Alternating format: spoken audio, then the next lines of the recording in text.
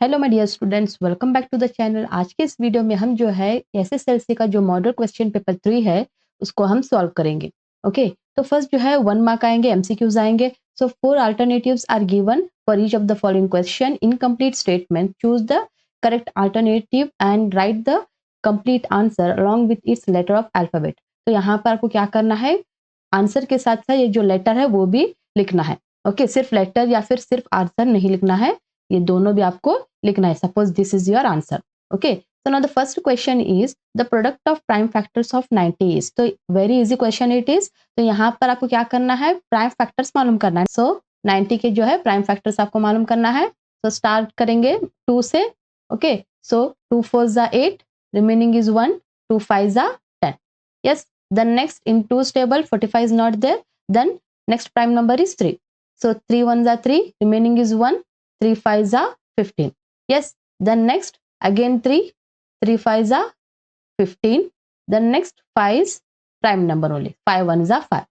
So here 2 into 3 into 3 into 5, 2 into 3 into 3 into 5. So option C is what here a right answer, right? The next जो है question number 2, if the lines represented by the linear equations a1x plus b1y plus c1 is equal to 0 and a2x plus b2y plus c2 is equal to 0 are parallel lines, then तो ये भी बहुत आसान सा question है। तो यहाँ पर आपको जस्ट ये बताना है कि पैरेलल लाइंस है तो इसकी कंडीशंस क्या है।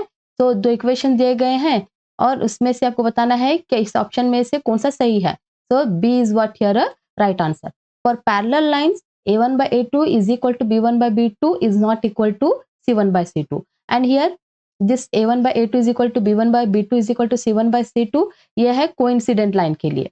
ओके, तो ये कोइंसिडेंट लाइन के लिए है, इस तरह से जो लाइन आते हैं उसके लिए है ये वाली कंडीशन। देन सी जो है a1 by a2 is not equal to b1 by b2, ये जो है इंटरसेक्टिंग लाइन के लिए होंगे। ओके, लाइन जब इंटरसेक्ट होते हैं इस तरह से एक पॉइंट पर, तो ये जो कंडीशन वो होती है। ओके, तो इस तरह से भी क्वेश्चन पूछा जाएगा, इसके कितने सोल्यूशंस होंगे। जब लाइन जो है कोइंसिडेंट होंगे तो सोल्यूशंस भी कितने होंगे, मैनी सोल्यूशंस होंगे। ओके, जब पैरेलल होंगे लाइन तब नो सोल्यूशंस होंगे। यस, देन कोइंसिडेंट होंगे तब 1 सोल्यूशन होगा। तो बस इसका जो आंसर है सेकंड का बी ऑप्शन। ओके, ये जस्ट मैंने बताया है कि इस तरह से भी आपको क्वेश्चंस पूछा जा सकता है। ओके, कि कितने सोल्यूशंस होंगे, राइट। द नेक्स्ट जो है question number 3, if the graph of a quadratic polynomial passes through the coordinates points -3 0 -1 -5 0 -6 and 2 0, then the zeros of the quadratic polynomials are। तो यहाँ पर जो है ग्राफ देना था लेकिन आपको ग्राफ नहीं दिया गया है, जस्ट आपको कोऑर्डिनेट्स पॉइंट दिए गए हैं। तो इसमें आपको पता करना है कि जीरोस ऑफ द पॉलिनोमियल कौन से होंगे जो गिवन क्वाड्रेटिक पॉलिनोमियल के। तो यहाँ पर आप ग्राफ में देख सकते हैं कि जब भी आप कोई कर्व बनाते हैं और आपको पता करना है कि कितने जीरोस है, राइट। तो ये जो कर्व है, ये जो एक्स एक्सिस को कितने पॉइंट पर, कितने जगह पर टच कर रहा है या फिर इंटरसेक्ट कर रहा है। ओके, सो 1 2 3 4 5 6, तो total zeros of the polynomial भी कितने होंगे, यहाँ पर 6 होंगे, राइट। तो यहाँ पर एक्स एक्सिस पर उसे टच करना है, तभी बोलेंगे कि इसके जीरोस ऑफ द पॉलिनोमियल 6 है। अब यहाँ पर कैसे मालूम करेंगे, जब ये पॉइंट जो है, ये जो कर्व जो है इस एक्स एक्सिस को टच कर रहा है, तब एक्स की वैल्यू तो कुछ होगी, राइट। देन वाई की वैल्यू क्या होगी, 0 होगी, क्योंकि y जो है यहाँ पर है, जहां पर 0 होता है y पर यहाँ पर होता है, राइट, सेंटर में। ओके, तब x की कुछ वैल्यू होगी and y is equal to 0 रहेगा। यहाँ पर भी x की कुछ वैल्यू होगी, यहाँ पर अगेन y की वैल्यू 0 रहेगी। तो इसी तरह इसमें भी देखना है कि जहां पर y है, 0 कहाँ कहाँ पर है। Okay, this is x, this is y, this is x, this is y, this is x, this is y, this is x and this is y, right. तो यहाँ पर -3, जहां पर y की वैल्यू 0 है, तो -3 कहां पर है, यहाँ पर भी है, यहाँ पर भी है। ओके, तो ये ऑप्शन से रॉन्ग हो गए, राइट। तो -3 एक सही आंसर है। Then next one more is what here, this is minus, यहाँ पर y की जगह पर -5 है, यहाँ पर y की जगह पर -6 है, यहाँ पर y की जगह पर 0 है, तो x क्या है, 2 है। तो x इज व्हाट हियर 2। तो कोऑर्डिनेट्स कहां पर है, -3 2 यहाँ पर। So option D is what here right answer. Just आपको देखना है कि x की जगह पर 0 रहेगा तो चलेगा, बट y की जगह पर जो 0 है वही पॉइंट्स को आपको लेना है। सो यहाँ पर है और यहाँ पर है। ओके, तो जहां पर y की वैल्यू 0 है वहां पर x की वैल्यू को आपको लेनी होगी, तो वो क्या है, -3 and 2। Correct. The next is what here, in an AP if an is equal to 2n minus 1 then the common difference is. तो यहाँ पर आपको कॉमन डिफरेंस मालूम करना है, राइट. तो कॉमन डिफरेंस कैसे मालूम करेंगे अब यहाँ पर आप, तो यहाँ पर जस्ट क्या करना है, an is equal to 2n minus 1 है, तो n की जगह पर क्या करेंगे, एक बार 1 लिखेंगे, एक बार 2 लिखेंगे. तो यहाँ पर कॉमन डिफरेंस हम कैसे मालूम करते हैं, d is what here a2 minus a1, right. तो a2 जो है सेकेंड टर्म है, a1 जो है फर्स्ट टर्म है, तो हमें फर्स्ट एंड सेकेंड टर्म मालूम करना है ये वाला AP लेकर. ओके, तो here a1 is equal to 2 1, जहां पर भी n है वहां पर 1 लिखना है. Okay, so a1 is equal to 2 1 जा 2 माइनस 1, 2 माइनस 1 इज 1, राइट. तो फर्स्ट टर्म हमें मिल गया 1, right. Then second term, so a2 is equal to what here, again 2 into n की जगह पर 2 minus 1, right. Then 2 2s are 4 minus 1. 4 minus 1 is what here? 3. So A2 is what here? 3. So 3 minus 1 is what here? 2. 3 minus 1 is 2. So option A is what here? Right answer. The next question number 5. The coordinates of the midpoint of the line segment joining the points minus 4 2 and minus 2 6 are. तो यहाँ पर midpoint formula आपको use करके मालूम करना है coordinates उसके. Okay, तो यहाँ पर क्या है, midpoint formula क्या है, x1 plus x2 divided by 2, y1 plus y2 divided by 2, right. So suppose this is x1, this is y1, this is x2, this is y2, right. So x1 plus x2 minus 4 plus minus 2 divided by 2, then y1 2, y2 6, 2 plus 6 divided by 2, right. Then minus 4 plus minus is minus 2 divided by 2, 2 plus 6 is 8 divided by 2, right. Then minus minus is plus, 4 plus 2 is what here, minus 6 divided by 2, 8 divided by 2, 2 1s are 2, 2 3s are 6, 2 1s are 2, 2 4s are 8, so minus 3 and 4. तो minus 3 and 4 कहाँ पर है, यहाँ पर. So option B is what here, right answer.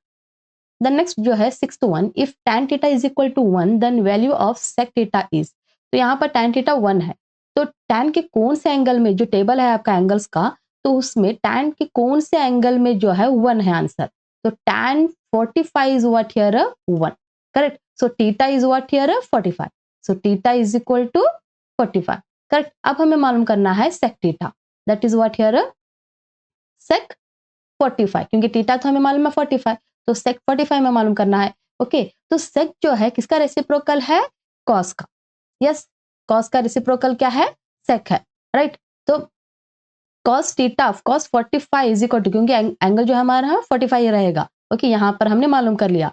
तो cos 45 is what here 1 divided by root 2, correct. So 1 by root 2 is cos 45. Then sec 45 जो है cos 45 का रिवर्स होगा, रेसिप्रोकल होगा, so that is root 2 by 1, so that is what here square root of 2. So where is square root of 2? Here, option C is what here right answer. Next is question number 7. In the figure, a toy is made up of a cone mounted on a hemisphere as shown in the figure. Then the formula to find out the volume of the toy. तो यहाँ पर एक toy है, यहाँ पर एक hemisphere है, and then one cone is there. तो यहाँ पर आपको क्या मालूम करना है, वॉल्यूम मालूम करना है इस पूरे टॉय का. ओके, तो यहाँ पर आपको volume of the cone and volume of the hemisphere का फॉर्मूला ऐड करना है, तभी हमें टोटल टॉय मिलेगा, right. So here volume of the cone is what here 1/3 pi r square h. तो आपको फॉर्मूला जो है मालूम होना है कि जो भी volume of the cone and volume of the hemisphere and total surface area, curve surface area of cone and curve surface area and total surface area of hemisphere, ये सब आपको मालूम होनी चाहिए. ओके, तो यहाँ पर जो है वॉल्यूम ऑफ द कोन क्या है 1/3 pi r square h, 1/3 pi r square h. तो वॉल्यूम ऑफ द कोन हो गया. और हमें क्या चाहिए, volume of the hemisphere plus volume of the hemisphere formula क्या है 2/3 पाई आर क्यूब, राइट.